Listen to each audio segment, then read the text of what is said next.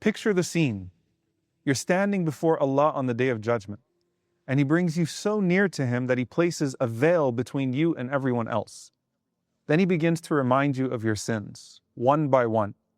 And each time you can only say, Na'am ya Rabbi. Yes, my Lord, I did it. Yes, my Lord, I did it. Until you think there's no hope left for you, and your face starts changing colors. Then He says, come closer to me. And He says to you where no one else can hear, Satartuha alayka fi dunya, wa ana aghfiruha laka al-yawm. I concealed it for you in this life, and today I have forgiven you. That's the opening scene of His unimaginable mercy on an unimaginably difficult day. But the door to that scene was already open for you here. The Prophet ﷺ said that a servant once committed a sin and he said, "O Allah, forgive my sin." And Allah said, "Abdi adhnaba dhanban fa'alima anna lahu rabban yaghfiru dhanb wa ya'khudhu bidhanb." My servant committed a sin and he knows that he has a Lord who forgives sins and who punishes for sins. But then he kept falling into that same sin over and over again, but he kept asking for repentance over and over again. And Allah Azza wa Jal kept replying with the very same thing. My servant knows he has a Lord who forgives and who holds accountable. And then He says, "I''mal ma shi'ta faqad ghafartu laka." Do as you wish, O my servant, for I have forgiven you. And in another narration, the Prophet ﷺ said, Allah is amazed at a servant who says, La ilaha illa anta inni zalamtu nafsi faghfirli innahu la yaghfiru dhunuba illa ant. There is no God but you, I have wronged myself, so forgive me, for no one forgives sins except for you. Allah says, my servant knows he has a Lord who forgives and a Lord who punishes. That phrase being repeated is to show you that you need to not just recognize the greatness of the one that you sinned against, but the greatness of the one you're seeking forgiveness from. And it's the same one, but He only named Himself the forgiver, not the punisher. You just have to know that you wronged yourself and have no one but yourself to blame. And also to know all along that only He can cover you. The root of the word maghfirah means to cover and protect. So when you ask for forgiveness, you're not just asking Allah to erase what happened, you're asking Him to cover it and protect you from its consequences. And that covering extends to both this life and the next. He covers your sins in this world so that others can't humiliate you for them. And He covers them in the hereafter so that you're not exposed and punished when everyone will be desperate for mercy. That's why mighfar, which is from the same root in Arabic, means a helmet, armor that shields your head and protects you. Because forgiveness is armor. When you've wounded yourself, Allah doesn't just heal the wound, He builds protection around you so that you don't break from that place again. Think of the mercy in that. You sinned against Him, and then He protects you from being humiliated for it. When we as human beings are hurt by others, what do? We sometimes want others to hear about the pain that was caused to us. So we want to say to someone else, see what that person did to me? But Allah shields you because He doesn't need validation from anyone else to feel heard. He doesn't get pleasure out of your subsequent pain. Not only that, He turns the sins on your scroll into good deeds, just as He promised. فَأُولَٰئِكَ يُبَدِّلُ اللَّهُ سَيِّئَاتِهِمْ حَسَنَاتٍ. That verily Allah will replace their evil deeds with good. And the Prophet ﷺ said that on the Day of Judgment, the same person whose face was changing colors out of doom starts to get so excited as he sees Allah cover his sins and change them into good deeds, to the point that he would say, Ya Allah, the angel forgot to write down some of my sins. And before the dark ink on your scroll is turned into light on that day, He covers the dark spot on your heart with light in this life. His forgiveness is vast, and it comes in so many layers. And each layer is deeper than the one before. He is Ghafur, the forgiver, and that is the simplest form. A single sin is met with guaranteed forgiveness when you repent. Ghafir al-dhanb wa qabil at-tawb. The forgiver of sin, the acceptor of repentance. But then when you stumble again and again, He still doesn't shut His door on you because He is Al-Ghafur, the one who forgives repeatedly. Every time you return, He meets you with forgiveness again and again. And then you have the most intense version of this attribute, which is Al-Ghafur, the all-encompassing forgiver. And subhanAllah, even though this is the most intense form of forgiveness, it's actually the most frequently mentioned of the names in the Quran. And one of the wisdoms of that is because of how frequently we sin. Now you may be thinking, what's left after Al-Ghafur, who repeatedly forgives? The key distinction between Al-Ghaffar and Al-Ghafur is that Al-Ghaffar is the oft forgiving, which emphasizes the quantity of forgiveness. Al-Ghafur is the all forgiving, which emphasizes the quality of forgiveness. Allah's ability to forgive sins no matter how big they may be. Allah says, "O my servant, if you brought me an earth full of sins without associating a partner with me, I would meet you with an earth full of forgiveness. وَلَا أُبَالِي, and I would not mind." But Al-Ghafur has yet another implication in its intensity. The scholars say that Al-Ghafur forgives sins you did not even realize that you committed in the first place. The seen and the unseen sins, the obvious and the subtle sins, even the sin of shortcoming in your obligations. So when you commit sins in the general sense, you make istighfar in the general sense. And Allah subhanahu wa ta'ala bathes you in this river of forgiveness, and you never have to worry about the stains from the sins that you accidentally spilled on yourself. Al-Ghafur forgives the initial sin. Al-Ghaffar forgives the repeated sins. Al-Ghafur forgives the biggest sins you thought would ruin you and the ones that you couldn't even recall. But then beyond that, At-Tawwab, the acceptor of repentance, calls you back to Him. And that may have been the point of your sin all along. The Prophet ﷺ said that if you did not sin, Allah would replace you with the people who would sin and then seek His forgiveness so that He could forgive them. Because sometimes a sin that brings you closer to Allah is better than any good deed, because it becomes the catalyst to your deep relationship with Him.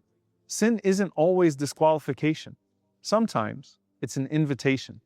When Allah said to that servant, "Do as you wish, for I have forgiven you," it wasn't permission to sin, it was a promise that as long as you keep returning, you will find me to keep forgiving. And the story of humanity itself began with a sin. But that sin of Adam alayhi salam didn't destroy the story. It completed it. It revealed that every child of Adam was created to fall and then rise, to break and then return, to know Allah not only as the creator, but as the forgiver. And that Imam Ibn al-Qayyim rahimahullah said that sometimes a door of obedience opens, but there is no door of humility that opens alongside it. So the harm of that good deed becomes greater than its benefit. And it's not hard to see that a person could keep doing good deeds but become arrogant as a result. And then what's the point of a good deed that takes you away from Allah? So he said, sometimes a door of sin opens. And with that door of sin comes a door of humility, brokenness, sincere repentance, return. And that becomes better for you than many acts of obedience.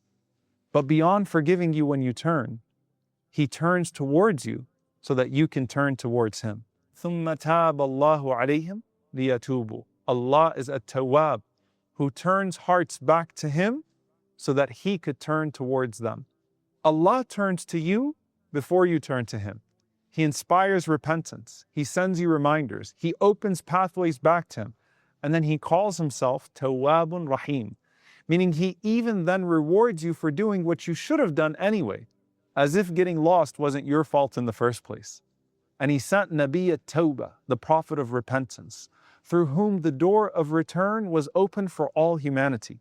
And then Imam Ibn al-Qayyim rahimahullah says that the Tawbah prescribed for this ummah is the quickest to acceptance, the easiest to access, and the most comprehensive of all. For previous nations, repentance sometimes required major sacrifices. For us, sincere regret and return is enough. He made it simple for you. Between you and Him, no confessions, no blood, no in-between. Just you and your Lord and a sincere private admission. And before you stand before Him with that veil on the Day of Judgment, learn to stand before Him at night behind the curtains of your home and say, Ya Ghafur, I sinned. Forgive me. Ya Ghaffar, I did it again, even though I said I wouldn't. Forgive me. Ya Ghafur, for the sins I know and don't know, forgive me. Ya Tawwab, despite my sins, turn me back to you. And when you do return, He rejoices. The Prophet ﷺ said, Allah is happier with the repentance of His servant than a man who loses his camel in the desert with all of his provisions. And then he lies down in despair, awaiting death. And then suddenly he wakes up to find the camel standing right before him. And then out of overwhelming joy, he calls out, Ya Rabb, anta abdi wa ana rabbuk. You are my servant and I am your Lord. He mixes up his words out of joy. Imagine that moment, the tears and the joy and the relief. And then think of when Allah welcomes you back and it being even more celebration than that in the heavens. Even though he never needed you, but you always needed him.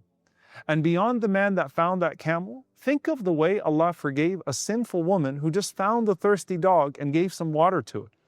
Who do you think sent her that dog and put the mercy in her heart in the first place? All of that to give her an opportunity to be forgiven despite a lifetime of sinning against him.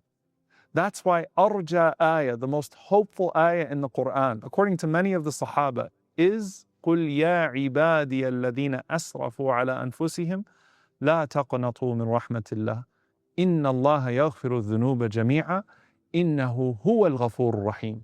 Say, O my servants who have transgressed against themselves, do not despair of the mercy of Allah. Indeed, Allah forgives all sins. Indeed, it is He who is the forgiving, the merciful. So don't despair of His mercy, not because you deserve it, but because He defines Himself by it. I want you to think of the man who the Prophet ﷺ said killed 99 people. And then he goes and asks a worshipper, do you think Allah would forgive me?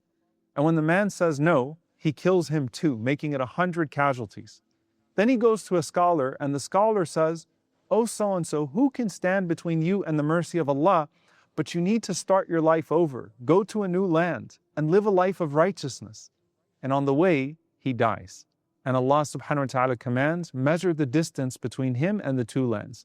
And then Allah moves the earth to bring him nearer to His mercy so that He can forgive him. Allah inspired his repentance. Allah sent him the scholar to guide him.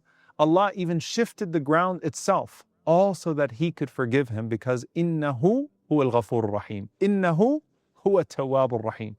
So the next time you think you're not worthy of forgiveness, remind yourself that you never killed 100 people like that man. And even if you had, you'd still have a chance. But while that man and others like him may encounter Allah's mercy on the Day of Judgment, he missed out on enjoying a life of Allah's love here. Is it possible for Allah to still love you despite all the sins that you've done? Ya Ghafur, forgive me for every single sin I've ever put forth. Cover me in this life and the next, and don't let shame keep me from returning to you. Ya Ghaffar, for every time I fall and rise again, meet me with another chance. Let my heart grow softer with every repentance, and my view of the door of your mercy only grow wider. For you have never tired of forgiving me, despite my constant sins. Ya Ghafur, forgive me for what I know and what I don't, what I've done and what I still may do. Wash away every hidden trace of my wrongdoing, and turn the stains of my past into light on my scrolls. Reach me with your forgiveness even in the holes that I've dug for myself.